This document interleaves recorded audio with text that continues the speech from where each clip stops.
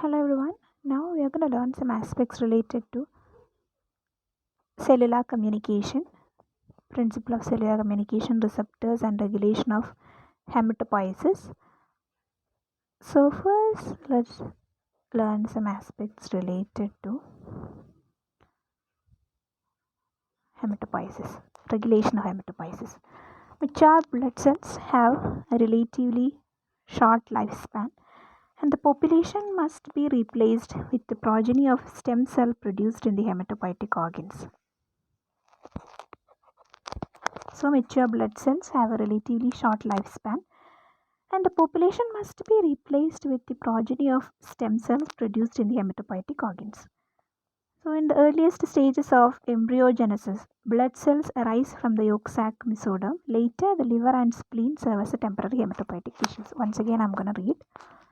Mature blood cells have a relatively short lifespan, and the population must be replaced with the progeny of stem cells produced in the hematopoietic organs. In the earliest stages of embryogenesis, blood cells arise from the yolk sac mesoderm. Later, the liver and spleen serve as temporarily hematopoietic tissues. After birth, the bone marrow becomes an increasingly important hematopoietic tissue. Erythrocytes, granular leukocytes, monocytes, and platelets are derived from stem cells located in bone marrow. The origin and maturation of these cells are termed, respectively, erythropoiesis, granulopoiesis, monocytopoiesis, and megakaryocytopoiesis.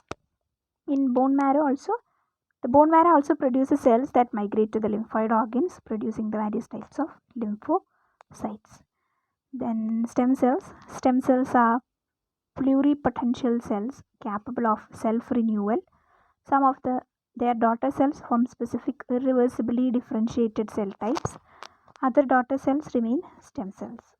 A constant number of pluripotent stem cells is maintained in a pool, and cells required for differentiation are replaced with daughter cells from the pool. Then progenitor cells are there. They have reduced potentiality and are committed to a single cell lineage. They proliferate and differentiate into precursor cells in the presence of appropriate growth factors. They are morphologically indistinguishable or similar to the stem cells, and both appear similar to small lymphocytes. Then precursor cells are there. Precursor cells or blasts have their own morphological characteristics, and when they differentiate for the first time, they indicate the mature cell types which they will become. So, whereas progenitor cells can divide and produce both progenitor and precursor cells, precursor cells produce only mature blood cells. Then, hematopoietic growth factors. Hematopoiesis is regulated by a number of cytokines and growth factors such as interleukins, colony stimulating factors, CSF, macrophage inhibiting protein A, and steal factor.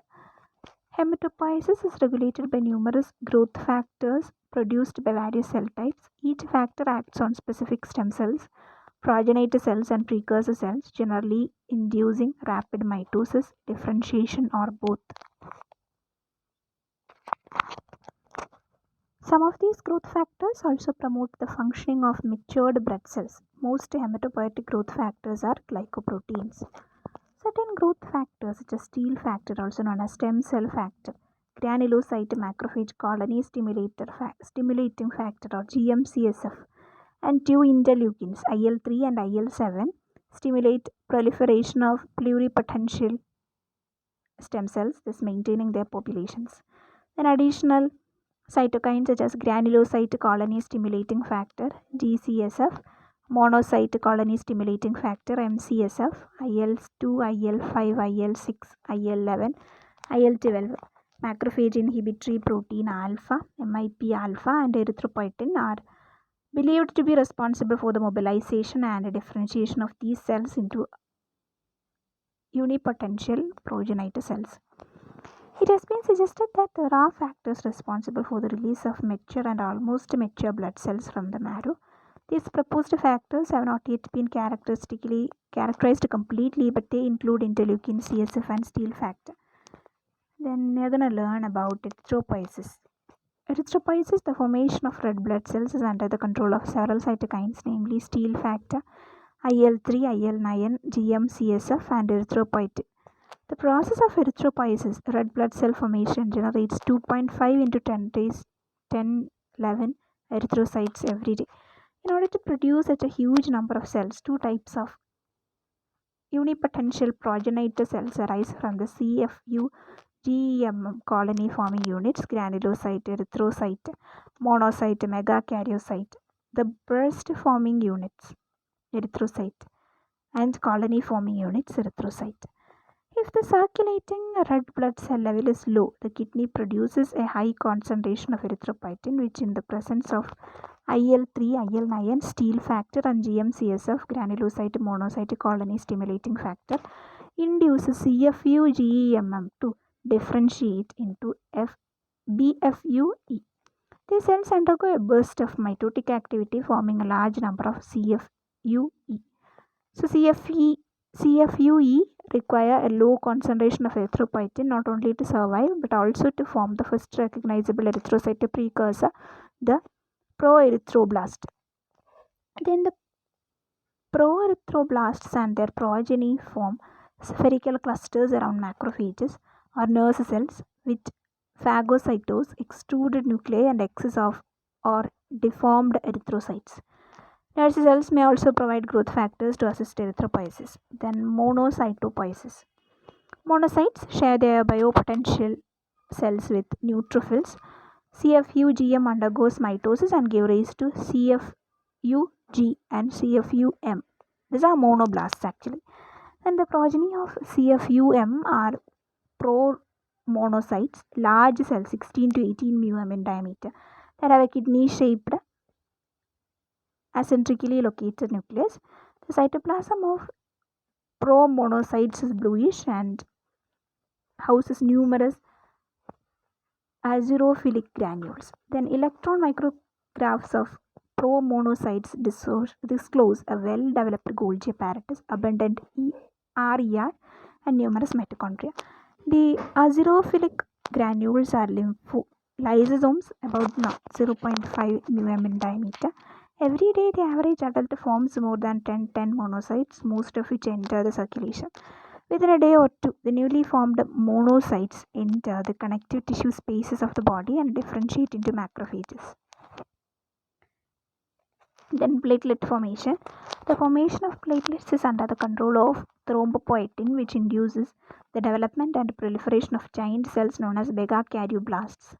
The unipotential platelet progenitor, CFU-MEG, give rise to a very large cell, the megakaryoblast, 25 to 40 μm in diameter, whose single nucleus has several lobes. The cells undergo endomitosis, whereby the cell does not divide, instead it becomes larger and the nucleus becomes polyploid as much as 64 N. So the bluish cytoplasm accumulates azurophilic granules. These cells are stimulated to differentiate and proliferate by thrombopoietin. Megakaryoplasts differentiate into megakaryocytes, which are large cells 40 to 100 μm in diameter, each with a single lobulated nucleus. So electron micrographs of megakaryocytes display a well-developed Golgi apparatus, numerous mitochondria, abundant RER, and many lysosomes. So megakaryocytes are located next to sinusoids, into which they protrude their cytoplasmic process. These cytoplasmic processes are fragmented on complex, narrow invaginations of this plasma lemma known as demarcation channels into clusters of proplatelets.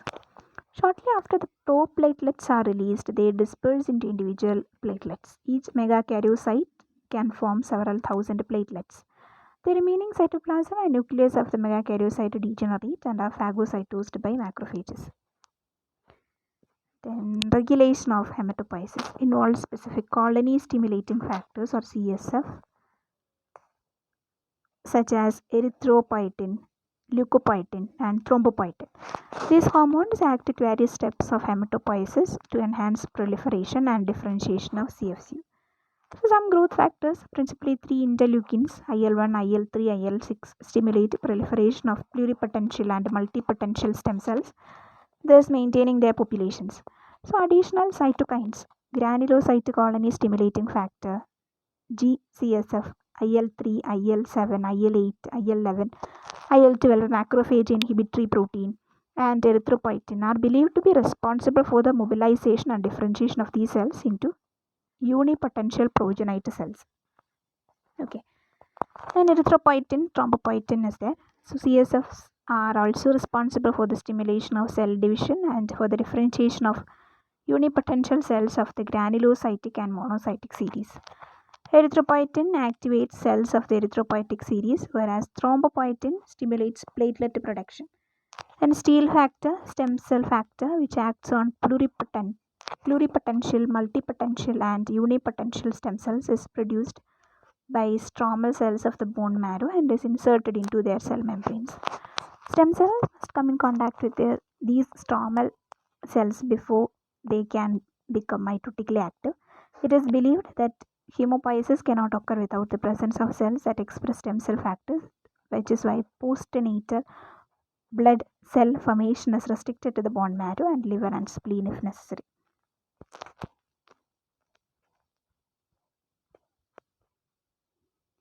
Then some aspects related to general principles of cell communication. All cells have some ability to sense and respond to specific chemical signals. Intercellular communication. Signal is transmitted by regulatory chemical messengers and receptors that are located on the surface of the cells that may be quite distant from the secreting cells. Three general categories of chemical signaling: cytoplasmic connections between cells, cell-to-cell contact mediated signaling, then free diffusion between distance, for example hormones, then adjacent cells within interstitial space. So plasma membrane is there, gap junctions between animal cells, plasmodesmata between plant cells. These are actually cell junctions. Then cell recognition will be taking place, and local diffusion is also happening. Electrical signal is transferred from neurons. Neurotransmitter is released to target cell, and autocrine and paracrine signaling are there. Autocrine and paracrine signaling type mechanisms will be taking place. Long distance diffusion, for example, hormones are in a flow. Hormones flow like that. Endocrine cell, from endocrine cell to cell without receptor, no response, but cell with receptor, there must be some response. Then secreting cell will be secreting something. Target cell is there. Secretory vesicle, local regulator diffuses through extracellular fluid. Paracrine signaling will be taking place. Synaptic signaling. Then long distance hormonal signaling will be taking place. These are some types. So autocrine signals that act on the same cell that produces them. Paracrine signals that are released locally where they diffuse to act at short range on nearby tissues. Then endocrine signals that are produced at great distances from their target tissues and are carried by the circulatory system to various sites in the body. We know that. And three stages of signal transduction: reception of extracellular signal by cell, then transduction of signal from outside of cell to inside of cell, often include multiple steps, then cellular response. A response is initiated and occurs entirely within receiving cell.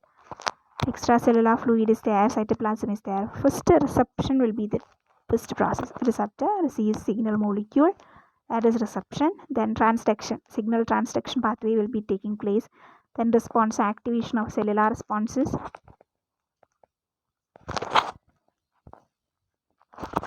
Then signal molecule bind to receptors. Reception, transduction, some other process of transduction. Channel and membrane permeability.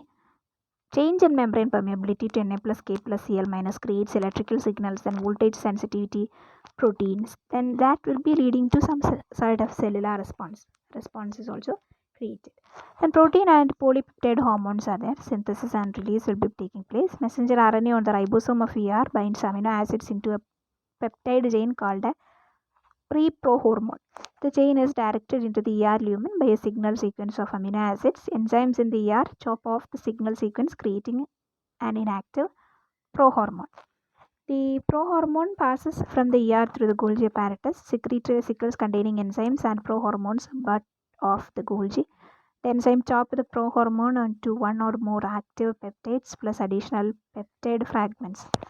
The secretory vesicle releases its contents by exocytosis into the extracellular space. The hormone moves into the circulation for transport to its target.